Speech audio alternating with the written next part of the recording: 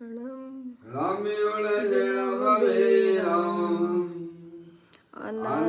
वर्णाल सावम भोक्ष्यामि नियमसारम केवली शुत केवली भणिदम नमकर अनंत उत्कृष्ट दर्शन ज्ञानमय जिन वीर को कहूँ नियम सार सो केवली श्रुत केवली पर कथित को। श्री नियम सार जी नामक परम आध्यात्मिक ग्रंथ स्वाध्याय हेतु में विराजमान है। आज से 2000 वर्ष पहले इस महान पवित्र ग्रंथ की रचना आचार्य श्री कुंद कुंद देव द्वारा इसी पवित्र भूमि पर की गई और इसके टीकाकार पदम प्रमलधारी देव मुनराज हैं।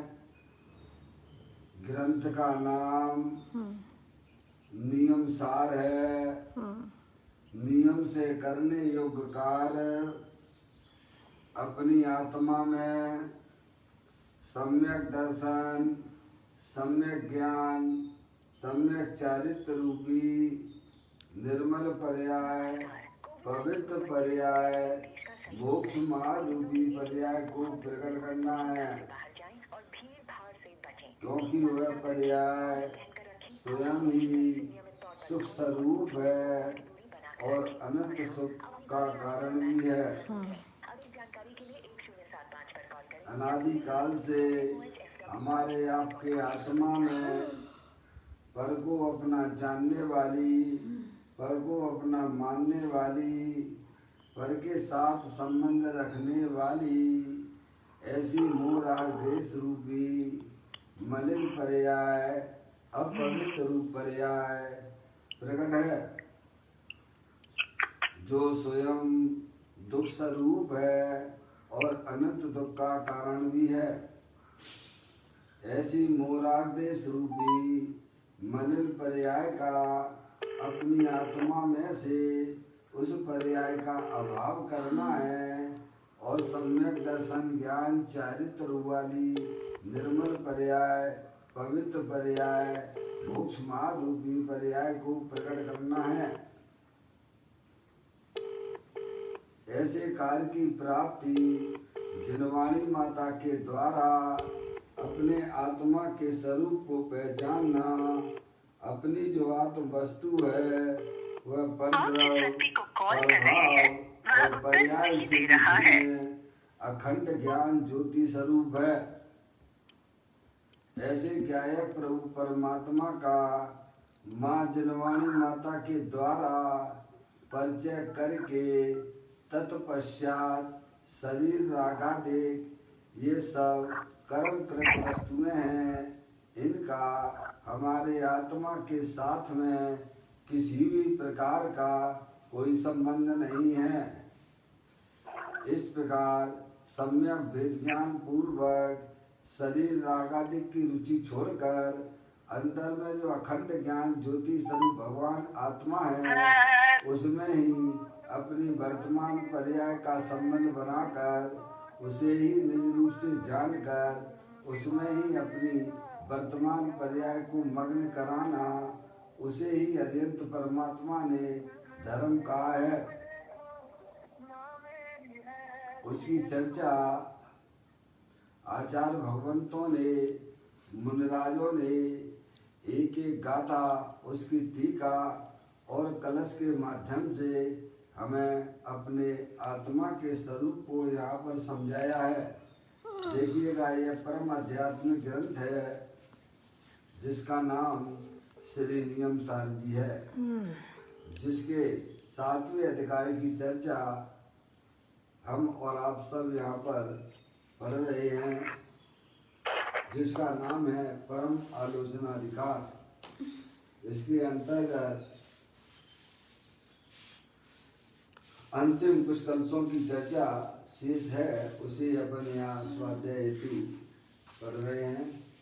176वें नंबर का श्लोक यहाँ अपन पढ़ते हैं और उसका भाव ग्रहण करना चाहिए, जो हमारे लिए आत्म कल्याण के लिए उपयोगी है।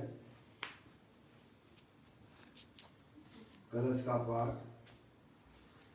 सदा अनाकुल सहज तत्व तत्वों में जयवंत रहे, सुलभ निरंतर सदा प्रकाशित ज्ञानी को समता घर है।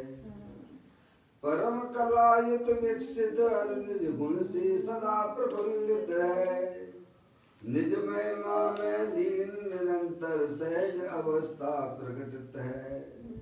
बड़ा ही सुंदर कलश है।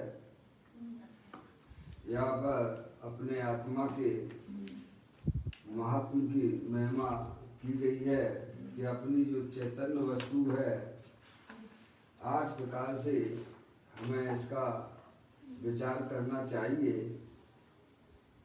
तो कहते हैं कि अपनी जो चैतन्य वस्तु है, 9 तत्वों में एक सहज तत्व जयवंत है।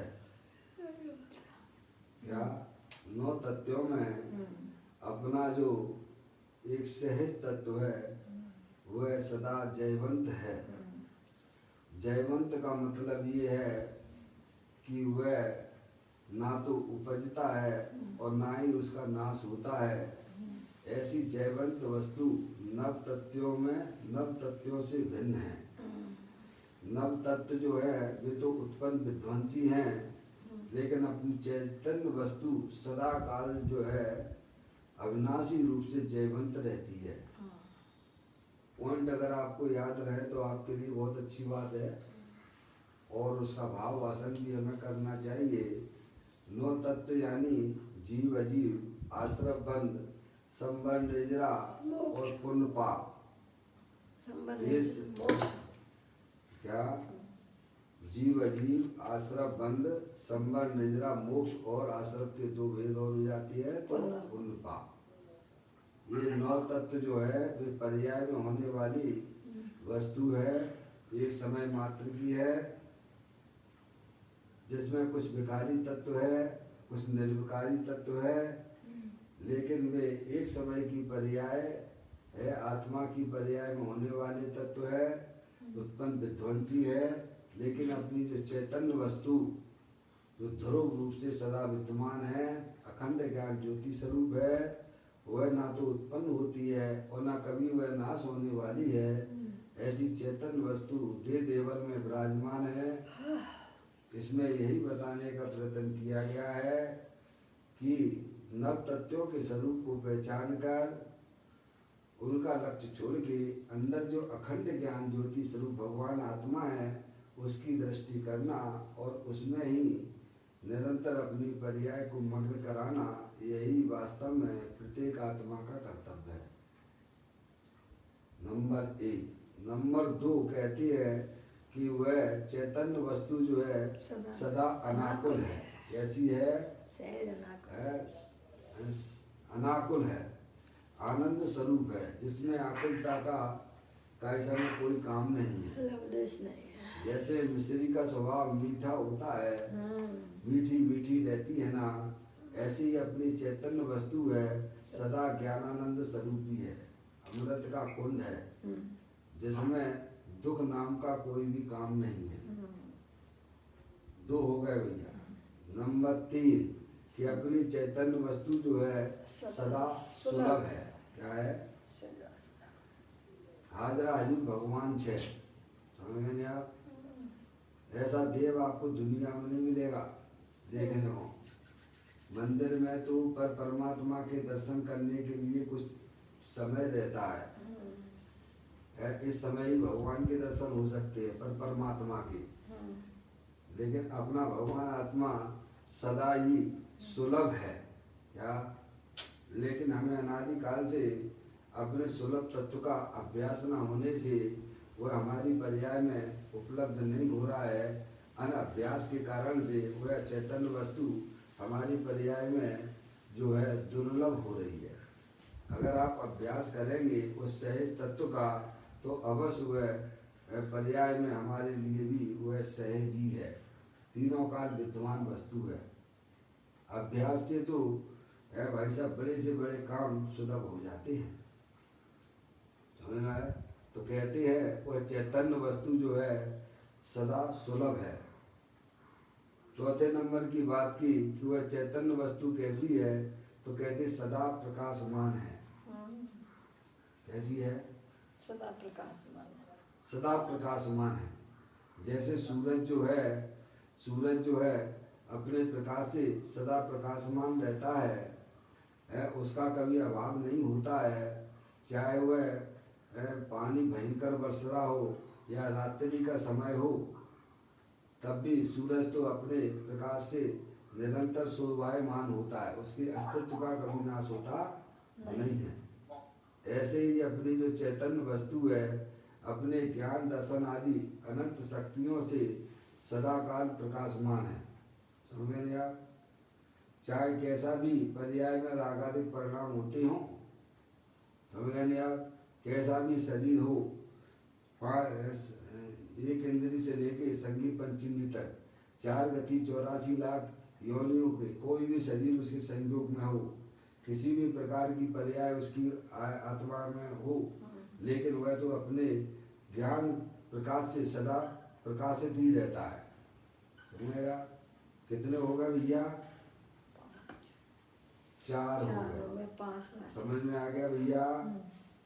नींद सबकी खुल गई है कि नहीं खुल गई है?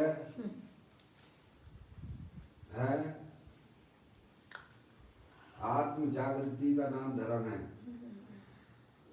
अपने आप में जागृत लाइए, बस समझिए। आपने ये समझ लीजिए इस संसार सागर को आपने जो है भाई साहब विजय प्राप्त कर लिया। आपने आत्म जागृति को भगवान ने धर्म कहा है।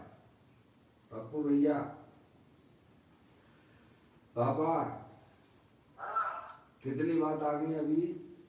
8 बोलों में 4 आ गई। 50% काम आपका जो है कल तक निपट चुका है। ठीक है? 4 के नाम बता सकते हो भैया? कौन बताएगा?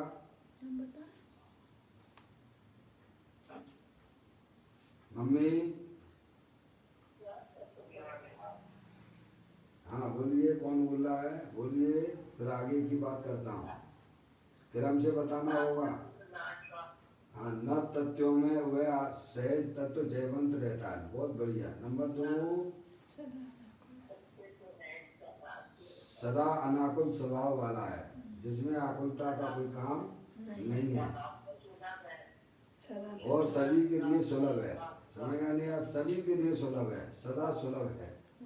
लेकिन कोई कहे कि भाई साहब सुलभ है तो हमें प्राप्त क्यों नहीं है, तो कहते हैं तुमने जिंदगी में कभी उसका अभ्यास नहीं किया है। अगर आप चैतन्य वस्तु का अभ्यास करोगे तो आपके लिए भी वह सुलभ हो जाएगी। समझ गए नहीं आप? अभ्यास कीजिए। करत करत तो अभ्यास से जड़मत होत सुजान, रस्सी आवत जात से सिर पर पड़े निशान। ज्ञान अभ्यास करे मन माही, ताके मोह महात्म नहीं। इसीलिए वो चैतन्य वस्तु तो सदा काल वह जो है भाई साहब सभी के लिए सुलभ है। 3 बात हो गई। चौथी बात कौन सी है? सदा प्रकाशमान। पापा चौथी बात कौन सी है? सदा प्रकाशमान है। समझ गए? आपका नाम प्रकाश है ना, वो तो शरीर का नाम है। उसमें तो प्रकाश नाम की कोई शक्ति नहीं है। वो तो जड़ से प्रकाशित है। अपनी चैतन्य वस्तु ज्ञान दर्शन आदि अनंत शक्तियों से प्रकाशमान है सदा का, और वही वास्तव में आप हो। समझ रहे हैं आप? अपने ज्ञान से प्रकाशित है। 4 बातें हो गई बराबर। फिर नंबर 5 नंबर पापा कहा कि सम्यक दृष्टियों के लिए समता का घर है। क्या है? सम्यक दृष्टि के लिए समता का घर है। सम्यक दृष्टि जीव है, समता का घर है, आनंद का घर है। क्या है? वह आत्म वस्तु में आनंद ही आनंद भरा हुआ है। समता, रमता, उरता, ज्ञायकता, सुखवास, वेदकता, चैतन्यता, ये सब जीव विलास। सम्यक दृष्टि जीव ने अपनी वर्तमान ज्ञान की पर्याय में सम्यक वेद ज्ञान की उत्पत्ति की है। इसीलिए उसके लिए तो सदा काल उसकी पर्याय में समता आनंद चल रहा है। समझेंगे आप? है? आप भी करेंगे तो आप भी ज्ञानी बन जाओगे, क्योंकि वस्तु तो है ही ना आपके पास में। तो इसीलिए कहते हैं कि वह चैतन्य वस्तु जो है सदा काल जो है समता का घर है। 5 नंबर हो गए। 6वां नंबर कहा उन्होंने परम कला सहित विकसित, परम कला सहित विकसित अर्थात निज गुणों से खिला हुआ है। क्या अंदर में खिली हुई क्या आज जैसे 8 पंखुड़ियों का कमल होता है ना, है? कैसा खिला हुआ रहता है? ऐसे ही अपनी चैतन्य वस्तु अपने अनंत गुणों से खिली हुई है। समझ आप? जो पर्याय उसको देखती है उस पर मोहित हो जाती है, वो पर्याय भी खिल जाती है। अभी तो मुरझाई हुई है कला पर्याय। क्या है? अज्ञानी जीवों की पर्याय तो जो है मुरझाई हुई है, बंजर हो रही है। लेकिन चैतन्य स्वरूप के दर्शन करने से पर्याय में भी खिलावट आ जाती है। पापा क्या? जैसे सोने को अपन तपाते हैं ना, सोने को तपाते हैं ना, तो जितना तपाओगे ना उतनी उसकी पर्याय में चमक दमक बढ़ती जाती है। ऐसे ही अपनी चैतन्य वस्तु जो है अपने परम कला सहित विकसित है। समझ गए आप? मुरझाई ज्ञान लता मेरी निज अंतर्बल से खिल जाए, निज अंतर्बल से खिल जानी। सोचा अज्ञानी जीवों की पर्याय अभी कैसी मुरझाई हुई है, लेकिन अपने ज्ञायक प्रभु परमात्मा का आश्रय लेने पर वह पर्याय खिल जाती है। मुरझाई ज्ञान लता मेरी निज अंतर्बल से खिल जाए। अपन का ऐसे खिलाना चाहते हैं, बाहर से खिलाना चाहते हैं, लेकिन प्रभु कहते हो कभी खिल नहीं सकती तुम्हारी।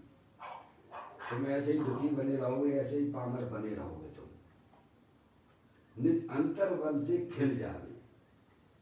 अंदर में चैतन्य वस्तु तो अपने अनंत गुणों से खिलावट रूप से विद्यमान है। और जिस पर्याय ने अपने ऐसे आत्मा को देखा है उसकी पर्याय में भी खिलावट आ जाती है। समझ में आया भैया? कितने हो गए पापा? 6। बहुत सुंदर बात है? ये आपकी सावधानी का नाम है। आप बता रहे हो, ये आपकी पर्याय में सावधानी है। आप रुचि से सुन रहे हो।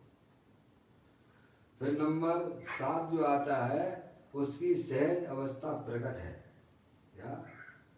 ये सब चर्चा अभी 50% चलना है आज के दिन। 4 की चर्चा हो चुकी है, 4 की चर्चा अपन करेंगे। उसकी सहज अवस्था प्रकट है। समझ गया? प्रकट है, बोलो है कि नहीं? पर्याय में प्रकट ही है। ये ज्ञान कहाँ से आ रहा है? आवाल गोपाल को है हर समय जो ज्ञान ज्ञान ज्ञान ज्ञान आ रहा है, तो कहाँ से आ रहा है पापा? कि शरीर में से आ रहा है, कि 8 कर्मों में से आ रहा है, कि राग द्वेष के परिणामों में से आ रहा है, कि ज्ञान में से आ रहा है? ये आपके घर में जो लाइट आ रही है वो कहाँ से आ रही है? पावर हाउस से आ रही है। समझ में आया? ये कोई आजू बाजू पड़ोसी के घर में से नहीं आ रही है। समझ में आया? ये कोई दीवारों में से नहीं आ रही है। ये लाइट जो आ रही है भाई साहब, इलेक्ट्रिक पावर हाउस से इसका कनेक्शन है। आपकी पर्याय में जो ज्ञान ज्ञान आ रहा है, कोई भाई साहब शरीर में से नहीं आ रहा है, कोई 8 कर्मों में से नहीं आ रहा है। समझ में आया? कोई मूल आदेश के परिणामों में से नहीं आ रहा है। अंदर में ज्ञान का भंडार पड़ा हुआ है, उसमें से आ रहा है। थोड़ा सावधानी रखिए भाई साहब, सोने का काम नहीं है। देखिएगा, पद्मा आंटी को बोलो, मैं यहाँ से कैसे मैं आपको बाहर कर दूंगा। जो सोने वालों को आपको अटेंडेंस देना होगी 5 लोगों को। जो अटेंडेंस नहीं देगा उसको बाहर कर देंगे हम। पद्मा आंटी सो रही है। हाँ, ये जो खर्राटे बर्राटे नहीं चलेंगे यहाँ पर। यहाँ मोक्ष मार्गी जीवों का काम है, संसारी जीवों का कोई काम नहीं है। आपको सावधानी लाना पड़ेगी शब्द बोल रहा हूँ, समझ में आया? क्योंकि आप आत्मा हो, आत्मा ही रहोगे। मनुष्य पर्याय मिली है भाई साहब, तो उस पर्याय में सावधानी लाना हमारा आपका सबका कर्तव्य है। चटाई पे बैठ जाइए, मुंह धो लीजिए पानी से, समझ में आएगी भैया। अनंत काल हो चुका है आपको हमको, कभी भी पर्याय में जागृति नहीं आई है। जब ऐसे निमित्त मिलते हैं तब तो जागृति लाइए। चलिए, बात अपनी आगे बढ़ती है कि कहते हैं उसकी सहज अवस्था प्रकट है। क्या पर्याय में हर समय ज्ञान ज्ञान ज्ञान ज्ञान चल रहा है कि नहीं चल रहा है भैया? चल रहा है। सभी जीवों की ज्ञान ज्ञान चल रहा है कि चाहे एक इंद्रिय वाला जीव हो और चाहे जो है संगी पंचेंद्रिय जीव हो, सब जानने देखने वाले पदार्थ है कि नहीं है? है। तो वो ज्ञान कहाँ से आ रहा है? प्रकट ज्ञान में से। क्या शरीर में से आ रहा है कि आत्मा के साथ 8 कर्मों का संयोग है उसमें से आ रहा है भाई? क्या मूल अंत इसके परिणामों में से आ रहा है? अंदर में ज्ञान का भंडार पड़ा हुआ उसमें से आ रहा है। अनंत शक्तियों का भंडार है, उसमें से ये जो है ये ज्ञान आ रहा है। ऐसे अपनी आत्मा की महिमा लाओ। फिर कहते हैं 8वां नंबर, निरंतर निज महिमा में लीन है। कैसी है वह चैतन्य वस्तु? अपने अनंत गुणों में मस्त रहती है। क्या कभी भी कैसे वो अपने गुणों को कभी छोड़ती नहीं है, ऐसी मस्त है आत्मा। समझ गए आप? चाहे कैसा भी शरीर क्यों ना हो, चाहे कैसे राग देश के परिणाम क्यों ना हो, लेकिन वह तो अपने में मस्त है, लीन है। ओहो, कैसी है चैतन्य वस्तु। इस प्रकार से 8 प्रकार से अपनी चैतन्य वस्तु की महिमा बताई गई है। आपको अपनी आत्मा के ऊपर गर्व होना चाहिए कि प्रकृति ने आपको भाई साहब आत्मा रूप से ऐसे में, इस जगत में अगर कोई समझदार है तो भाई साहब आप ही हो। क्या आप आत्मा हो? बाकी के 5 द्रव्य तो जो है सूरदास है। क्या है वे? कितने द्रव्य हैं पापा जगत में जाति अपेक्षा? हाँ, कोई बात नहीं पापा, 6 द्रव्य है। कौन कौन सी है पापा?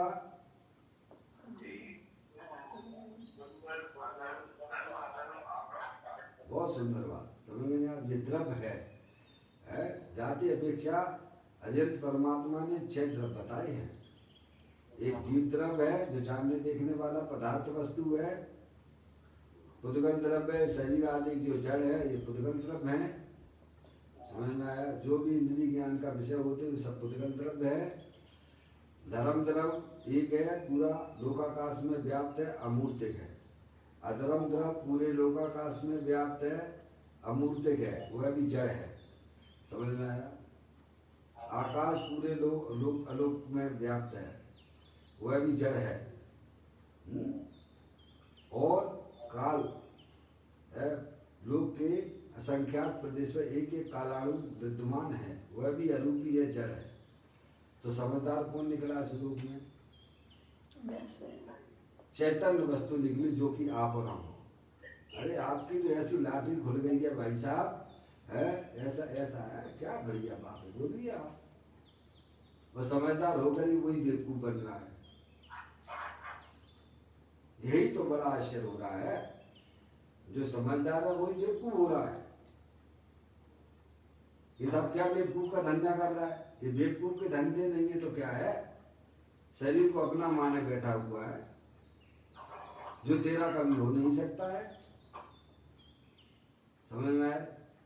विविध प्रकार की इच्छाएं हमारी आत्मा की पर्याय में होती हैं, उनको अपना माने बैठे हुए, उनकी रुचि हमारे हृदय में चल रही है। यही तो बेवकूफी है ना। समझदार होते हैं वे शरीर रागादि जानते हैं कर्मकृत वस्तुएं हैं, इनका हमारा इनके प्रति कोई भी कैसे में अधिकार नहीं है। समझ में आया? मैं तो चेतनेश्वर भगवान आत्मा हूँ, जैसा भगवान ने कहा है हमने भी अपनी ज्ञान की पर्याय में निर्णय किया है। यही समझदारी का परिचय है। वही जीव संसार सागर से तिर सकता है। जो बेवकूफ है वे तो यहीं पड़े हैं और पड़े रहेंगे, ऐसे ही जन्म मरण करते रहेंगे और पर्याय में दुखी बने रहेंगे। सम्यक दृष्टि जीव से लेके समस्त जीव जो है वे समझदार हैं। वे अपनी वस्तु को ही अपना जानते हैं, अपना मानते हैं और उसकी महिमा में ही मस्त रहते हैं। अब देखिएगा अपनी चर्चा को आगे बढ़ाते हुए 4 चर्चाएं अपनी चल चुकी हैं। कौन कौन सी चल चुकी हैं? कि नव तत्वों में सारभूत अपनी चैतन्य वस्तु सदा काल जयवंत है, एक चर्चा हो चुकी है। दूसरी चर्चा वह चैतन्य वस्तु सदा काल अनाकुल है, सुख शांति के भंडार वाली है। नंबर 3 वह चैतन्य वस्तु सदा सुलभ है। ज्ञानियों ने उसे अपनी पर्याय में अभ्यास के द्वारा उसे सुलभ पर्याय में प्राप्त किया है और अज्ञानी जीव की वे अभ्यास नहीं करते हैं, जानते नहीं हैं, तो उनके लिए असुलभ हो रही है। नंबर 4 वह चैतन्य वस्तु अपने देह देवर में विराजमान ज्ञान आनंद आदि अनंत शक्तियों के स्वरूप वाली प्रकाशमान है। ये चर्चा हमने आपने सबने कल आप कर ली है। अब आप आइए इसका पाठ दोबारा से करते हुए आगे चर्चा को बढ़ाएंगे। ये कारण में से ये मैं श्लोक ले रहा हूँ, उसी का छंद मैं आपके सामने पढ़ रहा हूँ दोबारा से। सदा अनाकुल सहज तत्व तत्वों में जयवंत रहे, सुलभ निरंतर सदा प्रकाशित ज्ञानी को समता घर है। परम कलायुत विकसित और निज गुण से सदा प्रफुल्लित है, निज महिमा में लीन निरंतर सहज अवस्था प्रकटित है। देखिएगा आगे चर्चा को बढ़ाते हुए 4 नंबर की चर्चा चलती है।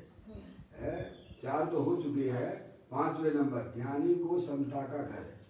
समझे आप? ज्ञानी को समता का घर है। जो समय दृष्टि जीव है उनके लिए तो वह है भाई साहब सुख शांति का उनकी पर्याय में निरंतर समता का घर है। देखें यहाँ पर निकाल लीजिए, अगर आपके पास में तो होगी नहीं, क्योंकि ये प्रिंट में तो उपलब्ध नहीं है, PDF फाइल में यह आपको मिलेगी। कारण कार्य का जो पूज्य गुरुदेव श्री ने इस पर खुलासा किया है, उसको मैं 533वें नंबर के पेज पर है, ये PDF फाइल पर है। मैं यहाँ उसकी प्रिंट निकाल के आपके सामने यहाँ चर्चा कर रहा हूँ। देखिएगा, जो सम्यक दृष्टियों को समता का घर है। समझ आधर्मी जीव को जिसे सच्ची दृष्टि सत हुई है उसे वह समता का घर है। किसको? धर्मी जीव, सम्यक दृष्टि जीव है, जिसे वस्तु स्वरूप का सच्चा ज्ञान हुआ है कि मैं चेतनेश्वर भगवान आत्मा हूँ, मैं मनुष्य नहीं हूँ, मैं स्त्री नहीं हूँ, मैं रागी देशी नहीं हूँ। ऐसे जिसे अपने ज्ञायक प्रभु परमात्मा की दृष्टि हुई है उसे ही वास्तव में सम्यक दृष्टि जीव कहती है। वही वास्तव में मोक्ष मार्ग में गमन कर रहा है और उसकी पर्याय में जैसी वस्तु ज्ञान आनंद स्वरूप है उसने अपनी पर्याय में उसे प्राप्त किया है। तो कहते हैं धर्मी जीव को जिसे सच्ची दृष्टि सत हुई है उसे वह समता का घर है, या निरंतर अपने आत्मा के आनंद में मस्त रहता है। समय दृष्टि है भेद विज्ञान जगो जिनके घट शीतल चित भयो जीव चंदन केरी करे शिव मार्ग में जगमाई जिनेश्वर के नंदन सम्य दृष्टि जीव से लेके सभी साधक जीवों की पर्याय में वह अतीन्द्रिय आनंद प्रकट है। समझ में आया? तो कहते हैं उसी को वास्तव में धर्मात्मा कहते हैं। जैसे अपने चैतन्य स्वभाव की दृष्टि हुई है वही जीव वास्तव में धर्मात्मा है। समझ गया? तो कहते हैं धर्मी जीव को जिसे सच्ची दृष्टि सत हुई है उसे वह समता का घर है। वह वीतराग मूर्ति है। कैसा है? कैसा हो गया पर्याय में भी? स्वभाव तो वीतराग स्वरूप है ही है। अंदर में देव देवल में विराजमान भगवान आत्मा वीतराग स्वरूप विद्यमान है। आनंद का भंडार है। समझ लिया? जैसे आपकी जो है शक्कर डिब्बे के अंदर रखी रहती है ना पापा, किचन में है, आपकी शक्कर डिब्बे के अंदर है कि नहीं है? है। डिब्बे से भिन्न है कि अभिन्न है? भिन्न है ना। और शक्कर के ऊपर जो गंदगी है जो आपको दिखाई नहीं देती है, लेकिन हमारी महिलाएं जब उसका बूरा बनाती है ना तो ऊपर उसकी जो गंदगी लगी वह भी कैसे में गंदगी से भी वह शक्कर भिन्न है। ऐसे ही अपनी चैतन्य वस्तु जो है शरीर रूपी डिब्बे, क्या है भाई साहब? शरीर रूपी डिब्बे से अत्यंत भिन्न है। और जो रागादिक परिणतियां आत्मा की पर्याय में संसार अवस्था में दिखाई देती है वह गंदगी है। उस गंदगी से भी अपनी चैतन्य वस्तु जो है ज्ञानानंद मूर्ति सदा काल विद्यमान है। ऐसे ज्ञानियों ने अपनी पर्याय में भेद ज्ञान की ज्योति जला ली है तो उनकी पर्याय में भी है भाई साहब समता, आनंद, निराकुलता पर्याय में प्रकट हो गया है। पापा ये काम करने लायक है। अगर ये काम हमने अपनी आत्मा की पर्याय में नहीं किया है, अनादि काल से हमने ये काम नहीं किया है, ये काम अगर आपने अपने जीवन में कर लिया तो समझ लिया आपने जिंदगी में बहुत बड़ा काम कर लिया। नर भव मिलाए मैं अपूर्व कार्य करूंगा, पाया है जिन शासन भव का अभाव करूंगा। आप भगवान की आज्ञा में आ गए हो। अगर आपने भगवान ने बताए हुए जो तत्व को बताया है आपने अगर समझ लिया है और पर्याय में इस प्रकार की व्यवस्था कर ली है तो समझ लीजिए आपने अनंत सिद्ध परमात्माओं की बात आपने स्वीकार कर ली है। और अगर ये काम आपने अपनी पर्याय में नहीं किया, कहे भले ही भगवान की खूब भक्ति करो, खूब पूजा करो, खूब अणुव्रत ले लो, महाव्रत ले लो, लिए भी हैं क्या, लेकिन तब भी भगवान का अनादर करते हो आप। क्योंकि भगवान की कही हुई इस बात को आप बिल्कुल ध्यान से सुनते नहीं, उनका अनुकरण अपने जीवन में नहीं अपनाते हो। भगवान ये कहते हैं कि अपनी पर्याय को अपने चैतन्य स्वरूप में भगवान आत्मा का अवलंबन दे दो, है मोक्ष मार्ग में गमन कर जाओगे भाई साहब। मोक्ष महल की प्रथम सीढ़ी या मैंने ज्ञान चरिता, सम्यक दर्शन मोक्ष महल की प्रथम सीढ़ी है। समझ गया? तो कहते हैं धर्मी जीव को जिसे सच्ची सच्ची दृष्टि सत हुई है उसे यह समता का घर है, आनंद का घर, ओह आत्मिक आनंद प्राप्त किया है। वह वीतराग मूर्ति है, दे देवल में विराजमान भगवान आत्मा वीतराग रूप से विद्यमान है। घटघट अंतर जिन्म से घटघट अंतर जैन मति मतरा के पान से मतवाला समझे। समझ रहा? ऐसी वीतराग मूर्ति दे देवल में विराजमान है भैया, उसके दर्शन कर दिया। ऐसा कहते हैं सम्यक दृष्टियों को सम्यक दृष्टियों अर्थात बहुवचन है ना, सम्यक दृष्टियों को लिया है ना, तो बहुवचन आ गया ना। बहुत सम्यक दृष्टियों को सबको अपने जितने वेद ज्ञानी त्रियंच गति में भी जीव सम्यक दृष्टि जीव है, या असंख्यात सम्यक दृष्टि जीव है, त्रियंच गति के जीव आत्मिक आनंद लेते हैं भैया। नार की जीव भी लेते हैं सम्यक दृष्टि जीव पापा, नरकों में भी सम्यक दृष्टि जीव है कि नहीं है? तिर्यंच गति में भी सम्यक दृष्टि जीव है कि नहीं है? देव गतियों में भी सम्यक दृष्टि जीव है कि नहीं है? तो मनुष्य में सम्यक दृष्टि जीव नहीं होंगे क्या? मनुष्य नहीं कर सकते क्या? वाह रे वाह है। तिर्यंच गति का जीव सम्यक दृष्टि हो सकता है। सम्यक दृष्टि में देश वृत्ति भी हो जाता है।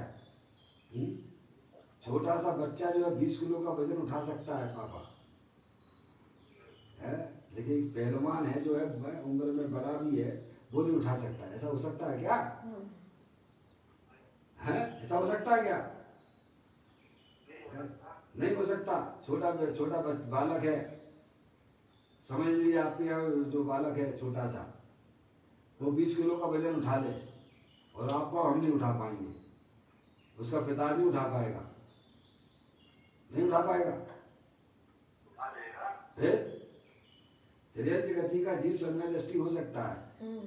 नार की जीव सम्यक दर्शन अपना आत्मिक आनंद ले सकता है और मनुष्य कहेंगे हम नहीं कर सकते हैं। अरे तुम्हें शर्म आता ना आना चाहिए कहते समय। समझ में आया भाई साहब? इसीलिए बहुत से सम्यक दृष्टि जीव है, सम्यक दृष्टियों को अपनी आत्मिक आनंद प्राप्त हुआ है, उन्होंने उस चैतन्य वस्तु को अपनी पर्याय में व्यक्त किया है। तो कहते हैं बहुत सम्यक दृष्टियों को, वाह, अर्थात सभी सम्यक दृष्टियों को समता का वीतराग का घर है। सभी ने अपना आत्मिक आनंद पर्याय में प्रकट किया है। वहां से वीतरागता प्रकट होती है। कहां से? जहाँ भरी है वहां जाइए, आप वहां देखिए आनंद ही आनंद भरा हुआ है। अब वहां जाओ ही नहीं, वहां देखो ही नहीं तो कैसे मिल जाएगी? बाबा आपकी अंगूठी जहाँ गिरी वहां तो आप देख नहीं रहे हो, जहाँ गिरी है वहां देखिएगा, मिलती है कि नहीं मिलती है। ना मिला फिर तुम बोल देना मिली कि नहीं मिली आपकी। कोई चीज खो गई है तो जहाँ खो गई है वहां देखोगे कि नहीं देखोगे? दूसरी जगह खोजने लगे हुए तो क्या मिलने वाली है क्या? कभी नहीं मिलने वाली है। भगवान यही तो हमें समझाने का प्रयत्न कर रहे हैं ना। तुम्हें सुख शांति चाहिए तो अपनी आत्मा के पास जाइए, तुम्हें मिलेगी ना भाई। तुम तो कहाँ ढूंढने लगे हो? स्त्री में ढूंढ रहे हो, लड़का लड़कियों में ढूंढता, लड़की लड़कों में ढूंढती है भाई साहब। सुख मिल जाए, स्पर्श इंद्रिय के विषयों में सुख मिल जाए, बढ़िया बढ़िया व्यंजन बना लो, खा लो, आज की आनंद कीजिए। जैसे भोगियों को कहाँ से आनंद आ गया भाई साहब? है समझ नहीं आप? 24 घंटा उन्हीं के बारे में सोचते रहते हो। भवन में जीवर घूम चुका, कड़कड़ को जीवर भर देखा, नरक संवर तृष्णा के पीछे मुझको न मिली सुख की रेखा। जहाँ पर आनंद भरा हुआ है, सुख शांति भरी हुई है, वहां जाओगे तो भाई साहब मिलेगी। और प्रभु कहते हैं ना मिले तो तुम मेरे पास में आ जाना, लेकिन तुम उसके पास जाओ ही नहीं, उसको देखो ही नहीं है। और पहले से कहने लगो कि भाई साहब वहां तो है ही नहीं, वहां तो है ही नहीं है। कहते हैं वहां से वीतरागता प्रकट होती है, सुख शांति प्रकट होती है। अपने चैतन्य स्वभाव भगवान आत्मा जो तीनों काल ज्ञानानंद मूर्ति स्वरूप है, सुख शांति का भंडार है, शरीर रागादिक से भिन्न है।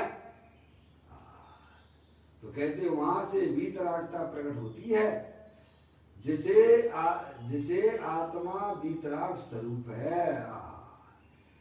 इसकी जहाँ खबर नहीं, उसे समता, स्वाभाविक समता आवे कहाँ से बाबा? जिसे विश्वास ही नहीं है, या जिसे तो लग रहा कि नोटों में आनंद हमारा भरा हुआ है, तो कहाँ भागता फिरता 24 घंटे हैं? 2000 का नोट मिल जाए तो खुश होने लगता है, और जेब में से निकल जाए तो अरे भाई संयोग है, उसका तो वियोग निश्चित है ना भाई साहब। और संयोग में तुम्हारा ज्ञान आनंद कहाँ है भाई? तुम तो खिलखिला लग जाते फटाक से है। समझ में आया भैया? तो कहती है अज्ञानी जीवों को अपने आत्मा की खबर न होने से वह सुख शांति बाहर में ढूंढता फिरता है। जो कि वहां से मिलना किसी भी प्रकार से संभव नहीं है। अपनी चैतन्य वस्तु जो है सदा काल सुख शांति के भंडार वाली है। सुख शांत रस से लबालब है ज्ञान सागर आत्मा। बेभ्रम की चादर हटा सर्वांग पर घटे आत्मा। हे बाबू जन सलोक के सब एक साथ नहाइए, इसे ही अपनाइए, इसमें ही मग्न हो जाइए। ये आपने समझदारी का परिचय दिया है। सुख शांति अब स्वरूप भगवान आत्मा दे देवन में विराजमान है।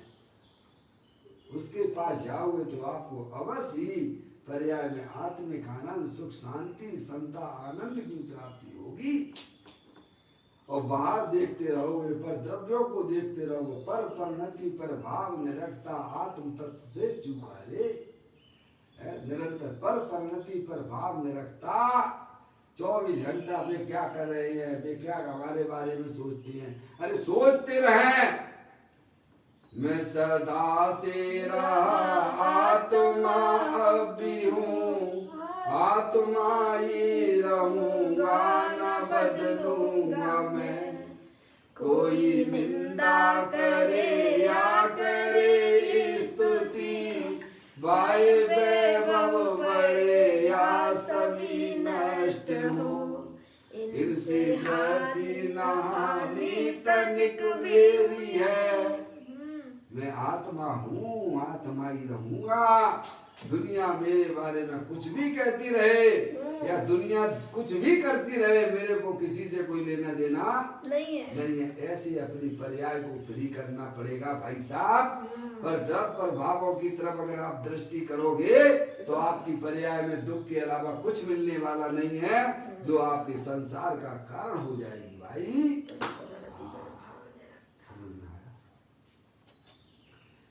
कहते हैं इसकी जहां खबर नहीं, अज्ञानी जीवों को अपने खबर नहीं है कि भाई साहब चैतन्य भगवान आत्मा तो सुख शांति वाला तो अपने पास ही विराजमान है। जहां खबर नहीं उसे समता स्वाभाविक आत्मा स्वाभाविक समता आवे कहाँ से आएगी उसको। सही बात है। सामान्य करता समता का लाभ जब ही मिलेगा आपको, जब आप सच्चा ज्ञान कीजिए। आप चेतनेश्वर भगवान आत्मा हो, शरीर से अत्यंत भिन्न हो। या ये पक्की सामायिक है बाबा, इसी का नाम सामायिक है। पर्याय में सच्चा वस्तु स्वरूप का ज्ञान करना। भाई साहब मैं शरीर नहीं हूँ, मैं तो चेतनेश्वर भगवान आत्मा हूँ। जो इच्छाएं विविध प्रकार की हमारी आत्मा में देखी जाती हैं वह कर्म उदय जनित अवस्थाएं है, इनसे भी हमारा कोई संबंध नहीं है। तो कहते हैं वह सामायिक अर्थात समता का लाभ है। वेद ज्ञान ही वास्तव में समता का लाभ दिलाने वाला है आपको। कहाँ ढूंढते फिर रहे थे आनंद बाबा, कब से ढूंढ रहे हो, कब से ढूंढ रहे हो भैया, कब से हो पापा, फिर मनुष्य पर्याय इतनी बढ़िया मिली है, बहू में हमें टाइम नहीं है, बहू में टाइम नहीं, हम अपने आत्मा के पास जाके बैठे भाई साहब। अनंत काल बैठना होगा और अभी 5 मिनट नहीं बैठ पा रहे, गजब हो रहा है। क्योंकि हमारी पर्याय में वेद ज्ञान की ज्योति नहीं जली है। पंच इंद्रिय के विषयों के पीछे जो छलांग लगाई जा रही है वो कूद के पांव पलने में जैसे दिखाई देते हैं। जैसे बच्चा पैदा होता है तो लोग कहते हैं कि उसके लक्षण दिखाई दे जाते हैं। समझ आया? जो पंच इंद्रिय के विषयों की तरफ जो छलांग लगा रहे हैं ज्ञानी जीव समझ जाते हैं, क्या समझ जाते हैं वे कि अभी इसकी भव्यता प्रकट नहीं हुई है। समझ गए?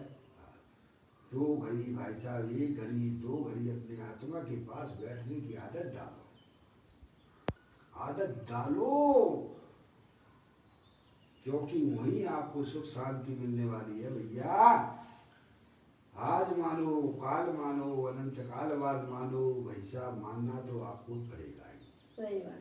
अगर आपको अपनी आत्मा में, अपनी आत्मा का कल्याण करना हो, अपनी आत्मा में सुख शांति प्रकट करना हो, तो प्रभु की बात को भाई साहब स्वीकार कीजिए है, और अपने आत्मा के पास बैठने की आदत डाल लो बाबा। घूम लिया है चारों गत में, अब तो निज का ध्यान करो, विषय हलाल बहुत पिया है, अब समता रस पान करो।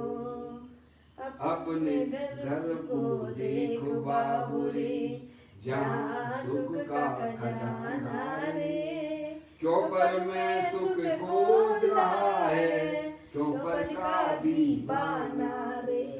अब तो भाई भैया, अब तो थोड़ा शांति रखो भैया, अपने भगवान आत्मा के पास आ जाओ ना भैया।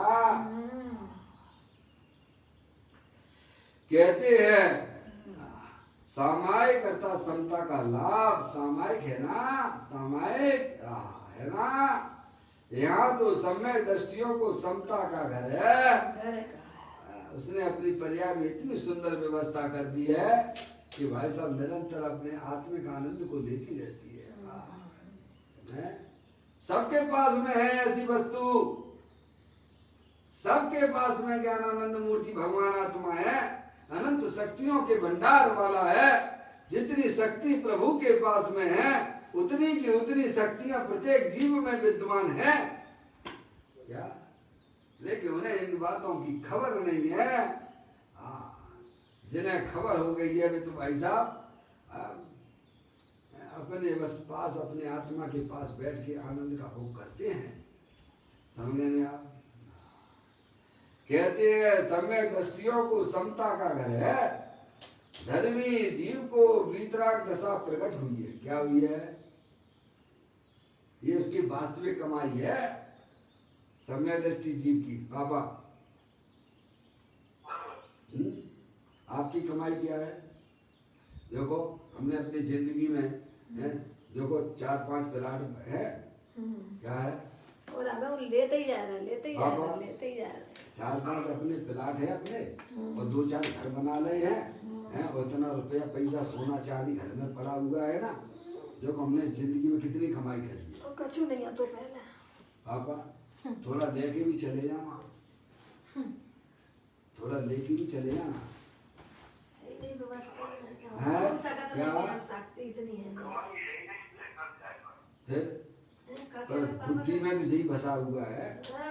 मैं चौड़ा गली सकड़ी जब मार्केट में निकलती हो ना, जब लोगों से बात करते हो तो कैसे करते हो? इसके पास में क्या है? मेरे पास में 4-5 प्लाट पड़े हुए हैं। अरे भाई थोड़ा समझदारी का परिचय दो। ये सब पुण्य के उदय वाली चीजें हैं भाई साहब। एक समय में व्यक्ति भाई साहब करोड़पति से करोड़पति हो जाता है। किसके ऊपर अभिमान करते हो? ज्ञानी जीव कभी पर द्रव्य का लक्ष्य करके कभी अभिमान नहीं करता है। वह तो अपनी अंदर में चैतन्य वस्तु सिद्धि रिद्धि वृद्धि के घट में प्रकट सदा, अंतर के लक्ष्य सोमाजाची लक्ष्यपति है। दास भगवंत के वो दास रहे जगत सो, ऐसे सुखिया सदैव सम्मिति है। कैसे है? समस्त वेद ज्ञानियों ने, सम्य दृष्टि जीवों ने अपनी आत्मा में जो अनंत शक्तियां भरी हुई हैं उन्हें पर्याय में व्यक्त की है। उसे ही वह अपनी वास्तविक कमाई मानता है। समझ में आया? और ये कमाई उसके साथ में जाने वाली है। इसे कोई दुनिया की ताकत नहीं जो उसे रोक पाए। पापा सम्यक दृष्टि जीवों ने जो अपनी पर्याय में समता प्रकट की है, यह उसकी वास्तविक कमाई है। दुनिया में किसी के पास ऐसी ताकत नहीं है कि वह उसकी कमाई को भाई साहब नहीं ले जाने से रोक सके। है। आप बाहर में कितना भी पैसा इकट्ठा कर लीजिए, पर धरा का धरा पे धरा ही रह जाने वाला है। और उल्टे मुंह राज देश के परिणाम करके वर्तमान में दुखी हो रहे हो, और भाई साहब आगे भी तुमने दुख की परंपरा चालू रखी है।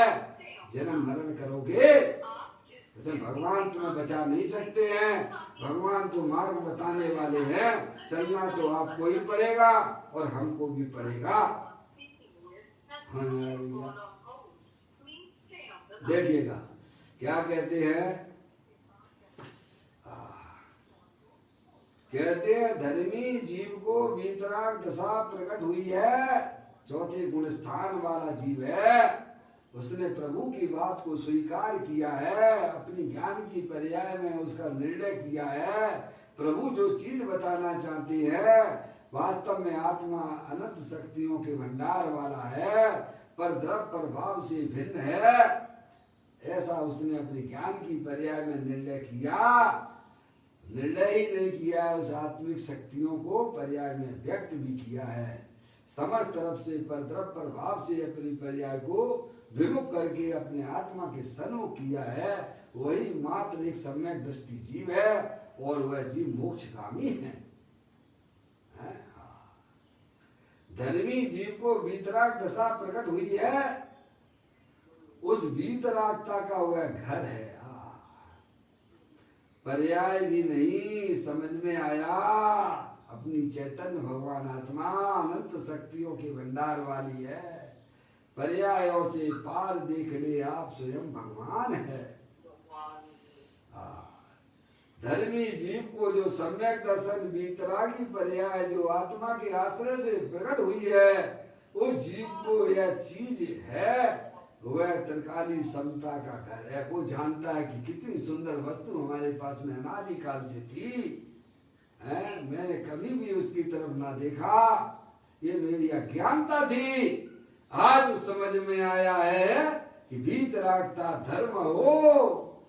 राग को धर्म मानना वह अधर्म है, वह पाप है। अपने गायक प्रभु परमात्मा जो वीतराग स्वरूप है, उसका आश्रय लेना, उसे अत्यंत परमात्मा ने धर्म कहा है। आज समझ में आ गई है। आपको समझ में आ गई कि नहीं आ गई है? अगर आ गई है तो उसका लाभ लेना चालू कर दो भैया। आ गई है तो लाभ लेना चालू करो। ये बात यहाँ समझाई हमको।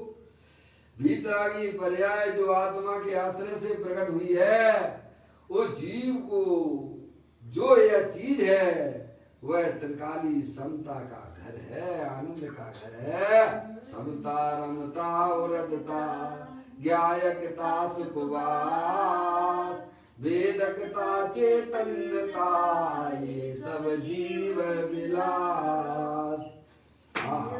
अब यहाँ एक मुख्य भाई का प्रश्न है, पर्याय या द्रव्य दोनों? पूज्य गुरुदेव श्री उसका उत्तर देते हैं। समता का त्रिकाली समता का घर है, तो कहते पर्याय या द्रव्य दोनों। क्या है सब? पूज्य गुरुदेव श्री के दोनों दोनों दोनों पर्याय भी है और द्रव्य भी है। समता का क्या उत्तर दिया पूज्य गुरुदेव श्री ने? दोनों। अभी दो नहीं है, अभी तो एक ही है। सम्यक दृष्टि जीव के लिए तो दोनों ही है। क्या? अज्ञानी जीवों के लिए वह एक तो है ही है। एटलीस्ट मूल में तो चीज पड़ी हुई घर में पापा, मूल में आपके घर में प्रॉपर्टी की रजिस्ट्री पड़ी हुई है, समझ गए? तो आपको क्या जो है फोटो कॉपी कराने के लिए आकुलता होगी क्या? है? अरे मूल में तो वस्तु हमारे पास में है ना। अरे करवा लेंगे ना फोटो कॉपी बहुत सारी, जितनी चाहिए उतनी करवा दूंगा मैं फोटो कॉपी, लेकिन मूल में चीज ना हो तो फोटो कॉपी करवाया है भाई साहब। ऐसे ही सम्यक दृष्टि जीवों को इतनी प्रसन्नता होती है, मूल में वस्तु तो भाई साहब विद्यमान है ही, पर्याय की कौन चिंता करे? अरे कितनी भी वीतराग पर्याय प्रकट कर लूंगा भाई साहब मैं तो, अरे मोक्ष जैसी पर्याय भी प्रकट कर लूंगा। अगर मूल में भगवान आत्मा कारण परमात्मा ना होता तो कार्य परमात्मा है भाई कैसे साहब, होते? तो पर्याय में भी काल परमात्मा कैसे होता? कैसे होता? इसकी लालामी है समय दृष्टि जीवों को। सही बात है, गजब तत्व है वास्तव में। अज्ञानी जीवों को पर्याय में जो है पर का लक्ष्य कि हमारे पास इतनी प्रॉपर्टी है, इतने घर है, मूर्ख है, उसकी लालामी दिखाई देती है और एक क्षण में जो है रोने लग जाता है। क्योंकि वो तो सब कर्म की दी हुई या भाई चीज है, साहब, अपनी है ही नहीं। ये तेरे कितने दिन की है? 4 दिन की चांदनी है भाई तेरी साहब, रात। समय दृष्टि जीव के पास में ओरिजिनल लालामी रहती है। सही बात है। उसे मालूम है कि भाई साहब अपने घर, अपना घर जो इतना सुंदर है, इतना आनंदमय है भैया, सब बातें पूरा है। जब चाहे चले जाओ तब आनंद ही आनंद मिल जाता है। जितना चाहो उतना ले लो। कहते यहाँ तो एक ही है, यहाँ तो मेरी पर्याय ऐसी ऐसा कहती है, यह पूरा समय दर्शन समता का घर है। का घर है? समता का घर है। पूरा घर ही समता का भरा हुआ है। समझ में आया? यहाँ लड़ाई झगड़ों का कोई काम नहीं है पापा। राग देश का कुछ काम नहीं है। है? समझ में आया? घर घर देखो लड़ाई झगड़े होते रहते, सब अज्ञानता की निशानी है। तो समता का घर देखा ही नहीं है ना। फिर क्या? तो बाहर घर घर में देखिए हिंदुस्तान पाकिस्तान बना हुआ है, जो समता का क्योंकि उन्हें अपनी आत्म वस्तु के ख्याल भी नहीं है। बस है जैसे अपने आप, जैसे घर घर में शांति चाहिए, उन्हें भगवान के बताए हुए मार्ग को स्वीकार करके है भाई साहब, सब जगह शांति शांति हो जाएगी, सब आनंद में रहने लग जाएंगे, सब मोक्ष मार्गी हो जाएंगे भैया। और जिनने जान ली है वे सब ऐसे ही रह रहे हैं, आनंद में ही रह रहे हैं सब ज्ञानी। ऐसा ही है भैया। कहते हैं मेरी पर्याय, देखिए आप, मेरी पर्याय ऐसी कहती है कि यह पूरा सम्यक दर्शन समता का घर है। मेरी पर्याय में यह समता का घर है, वहां से वीतरागता आई है, वह वीतरागता का घर है। आत्मा वीतराग का स्थान है। आहा, वीतराग हुए और अरिहंत भगवान को वीतराग पर्याय प्रकट हुई है। क्या स्वभाव तो सबके पास में, सबके पल्ले लाल, लाल बिना कोई नहीं, और घाट खोल देखी नहीं ताते भयो। स्वभाव से तो प्रत्येक आत्मा कारण परमात्मा है, सुख शांति का भंडार वाला है, और अरिहंत परमात्मा ने तो पूर्ण रूप से पर्याय में वीतराग दशा प्रकट कर ली है। साधकों की जीवों की पर्याय में किंचित वह जो है वीतरागता प्रकट है, हमें अज्ञानी जीव की पर्याय में बिल्कुल भी नहीं है, क्योंकि उन्हें अपनी आत्मा की खबर नहीं है। कहते हैं जो वीतराग हुए हैं, और जो वीतराग हुए समय दृष्टि से लेके सब साधक जी वीतरागी हुए हैं, वीतराग हुए हैं, और अरिहंत भगवान को वीतराग पर्याय प्रकट हुई है। समझने में पूर्ण भरपूर वीतराग दशा प्रकट हुई है। वह कहाँ से? कहीं बाहर से आई है? क्यों पापा, कहाँ से आई है? अरिहंत भगवान के पास में है भाई साहब, वीतराग दशा प्रकट हुई है। अनंत दर्शन, अनंत ज्ञान, अनंत सुख, अनंत वीर प्राप्त किया उन्होंने पर्याय में। तो कहाँ से लिया है? अंतर से। ये बाजू वाले भगवान के पास से उठा के लेके आए हैं क्या? हैं? देखो आप, वेदी पे विराजमान सब भगवान कैसे बैठे हुए हैं? कोई किसी की तरफ देख रहा है क्या? हैं? गौतम को जो है ना, भगवान को देखते ही समय दर्शन हो गया, समझ गया, जब भगवान का इशारा समझ गए। हम रोजिना मंदिर में जाते हैं पर भगवान का इशारा नहीं समझते, भिखारियों की तरह आते हैं और भिखारियों की तरह चले जाते हैं। क्या समझ में आया? प्रभु को देखते ही ख्याल में आ जाता है कि प्रभु देखो अपने अंदर में देख रहे हैं। कहाँ देख रहे हैं? कितनी उनकी पर्याय में समता झलक रही है, बोलो। समझ में आया? तो वो कहाँ से आई है? अपने स्वभाव में से आई है। समझ गए ना? तो कहते हैं कहीं बाहर से आई है क्या? कहाँ से आई है वीतरागी रूपी पर्याय, निर्मल पर्याय, सुख शांति वाली? तो कहते हैं बाहर से आई है। वीतरागी मूर्ति आत्मा है ना, उसमें से आई है। ये लेवल में भगवान आत्मा है ना, वीतराग स्वरूप विद्यमान है ना भैया। समता का घर अर्थात यह वीतराग पने का वह घर है। आहा, जिसके घर में राग और पुण्य नहीं है। क्या वैसा क्या नहीं है?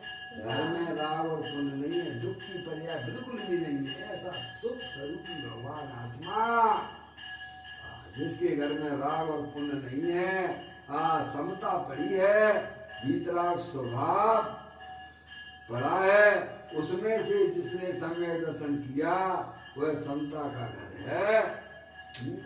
जिसकी दृष्टि में ही अभी राग तैरता है, दया दान व्रत भक्ति का राग, उसने तो वह समता का घर, वीतराग का घर देखा नहीं है।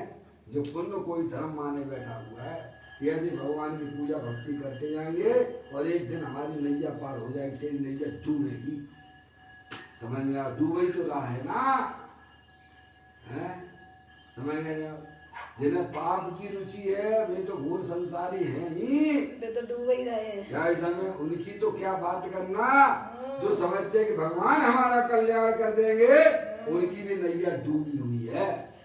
समझ में आया? भगवान ने कभी नहीं कहा तुम हमारी तरफ देखो, भगवान कहते हैं तुम अपनी तरफ देखो। बस जहाँ हम देख रहे हैं वहाँ तुम देखो, वैसी चीज तुम्हारे पास। तुम भगवान का इशारा नहीं समझ रहे तो गलती तुम्हारी है। भगवान की कोई गलती नहीं। मैंने आप भैया पार्श्वनाथ देव शिव आपकी करूं सदा, दीजिए निवास, दीजिए निवास मोक्ष भूलिए। जैसे भगवान इनका जो है काय समय इनकी मोक्ष के पर्याय लेके बैठ गया हूँ। समझ में आया? क्या है? भगवान कहते हैं, पार्श्वनाथ भगवान कहते हैं तुम्हें अपनी पर्याय में सारे संकट दूर करना है तो अंदर में वेद ज्ञान की ज्योति जला लो, ये मोह राग द्वेष की संकट तुम्हारी पर्याय से दूर हो जाएगा। सही बात। ये भगवान पार्श्वनाथ हमको सिखाते हैं। हम तो उल्टी कल्पना कर रहे हैं, भगवान हमारे संकट को दूर करेंगे पार्श्वनाथ भगवान, और शांतिनाथ भगवान हमें शांति देंगे। इसलिए शांति पाठ कर लेना। क्यों भाई? हैं? लौकिक व्यवहार को हमने इतना माथे चढ़ा लिया है कि हम वास्तव में ऐसा ही मान बैठे हैं। तो समझ में आया कि कहते हैं दया दान व्रत भक्ति का राग, उसने तो वह समता का घर, वीतराग का घर देखा नहीं है। सही बात। जो पुण्य के परिणाम से ही अपना आत्म कल्याण माने बैठा है, उसको तो अपने आत्म स्वभाव की खबर नहीं है भैया। आहा, उन सम्यक दृष्टियों को समता अर्थात वीतरागता का घर है अपना भगवान आत्मा, सुख शांति का भंडार है भैया। आहा, आत्मा में तो अकेली वीतरागता भरी है। जिसने उसकी नजर की है, क्या की है? जिसने अपनी पर्याय को अपने ज्ञाय को परमात्मा की तरफ ढाल दिया है, जिसने उसकी नजर की है, दृष्टि की है, उसे तो वह वीतरागता आगे कहाँ है? Page number 34। वीतरागता का ही घर है। वीतरागता प्रकट होती है, वह उसका घर है। पर्याय में से कहीं वीतरागता प्रकट नहीं होती है। क्या कह रहे हैं? पर्याय में से कोई वीतरागता प्रकट नहीं होती, स्वभाव में से वीतरागता में से आती है। अपने त्रिकाली भगवान आते हैं। तुम्हें वीतराग स्वभाव में से पर्याय में वीतरागता आती है, आनंद दशा की प्राप्ति होती है। पर्याय में वीतरागता प्रकट होती है, परंतु वीतरागता उसमें से प्रकट नहीं होती। पर्याय में प्रकट होती है, वह वीतराग का घर है, आनंद का घर भगवान आत्मा, उसमें से प्रकट होती है। ऐसी बात है, सम्यक दृष्टियों को समता का घर है। अब जो है 4-5 चर्चाएं आपके सामने हो चुकी है। अब 6वीं चर्चा कल अपन करेंगे।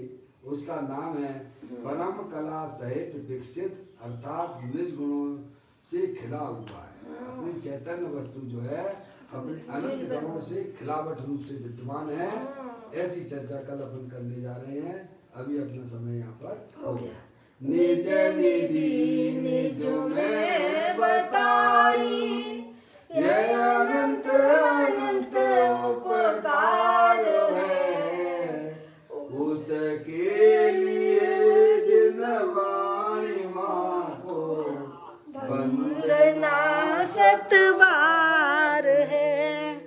वंदना सतबार है। 9 बार नमोकार मंत्र। ओम नमो।